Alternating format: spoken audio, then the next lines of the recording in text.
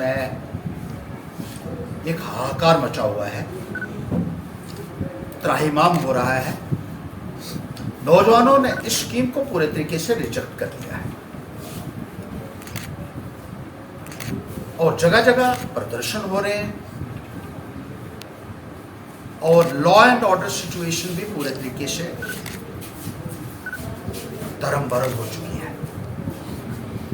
सरकार का ये कहना है कि इन नौजवानों को भर्ती जो आर्मी में किया जाएगा वो 4 साल के लिए किया जाएगा और 4 साल के बाद केवल 25% ही आगे जाएंगे, बाकी 75% जो है उनको 4 साल के बाद बाहर का रास्ता दिखा दिया जाएगा। और ये कहा जा रहा है कि ये 75% कहीं प्राइवेट सिक्योरिटी में काम कर सकते हैं। ऐसा लगता है कि सरकार का मकसद ये है कि आर्मी के माध्यम से नौजवानों को तैयार किया जाए और प्राइवेट सेक्टर में जो इनके पूंजीपति दोस्त हैं उनको जो सिक्योरिटी गार्ड्स की जरूरत है उस जरूरत को पूरा किया जाए।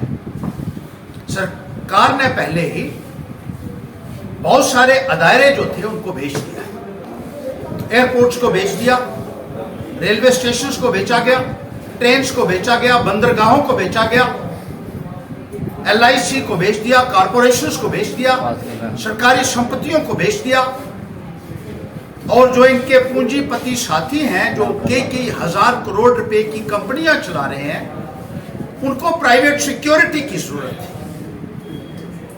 और शायद ये फैसला इसीलिए लिया गया है कि इनको सरकारी तौर पर ट्रेन करके प्राइवेट लोगों के हवाले कर दिया जाए,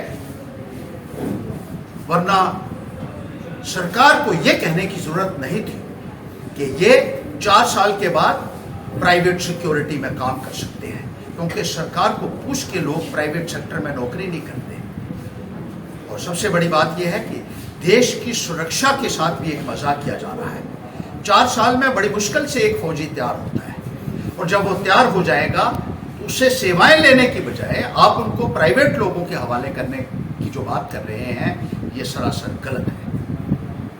इस पॉलिसी को जल्द से जल्द विड्रॉ किया जाए और जिस तरीके से रेगुलर बेसिस के ऊपर आर्मी में भर्तियां होती थी उसी तरीके से आने वाले टाइम में पूरे वेतन के ऊपर और पूरे समय के लिए आर्मी में भर्ती होनी चाहिए। इस तरीके से जो ठेके के ऊपर फौज बनाने की कोशिश की जा रही है ये निंदनीय है। इससे पहले कि बहुत देर हो जाए इसको वापस लिया जाना चाहिए। पहले भी इस किस्म के फैसले जो हैं वो सरकार द्वारा लिए जाते रहे हैं और जबरदस्ती लोगों के ऊपर थोपे जाते रहे हैं, चाहे वो नोटबंदी का फैसला था, चाहे वो GST का फैसला था, चाहे वो किसानों के लिए कानून बनाने का फैसला था। जब कानून किसानों के लिए बन रहा था किसानों ने उस वक्त भी उसका एतराज किया पहले दिन से और ये कहा था कि इस फैसले को आपको वापस लेना होगा। लेकिन सरकार ने 1 साल के बाद उनसे माफी मांगी और उस वक्त मांगी जब 750 किसान शहीद हो चुका था और बहुत भारी नुकसान देश का हो चुका था। आज भी हम ये कहना चाहते हैं कि अभी वक्त है कि इसको वापस ले लीजिए, क्योंकि ऐसा ना हो कि बहुत ज्यादा नुकसान हो चुका हो और उसके बाद आप इसको वापस लें। कौन जिम्मेदारी लेगा उस नुकसान की, ये मैं प्रधानमंत्री महोदय से भी पूछना चाहता हूं।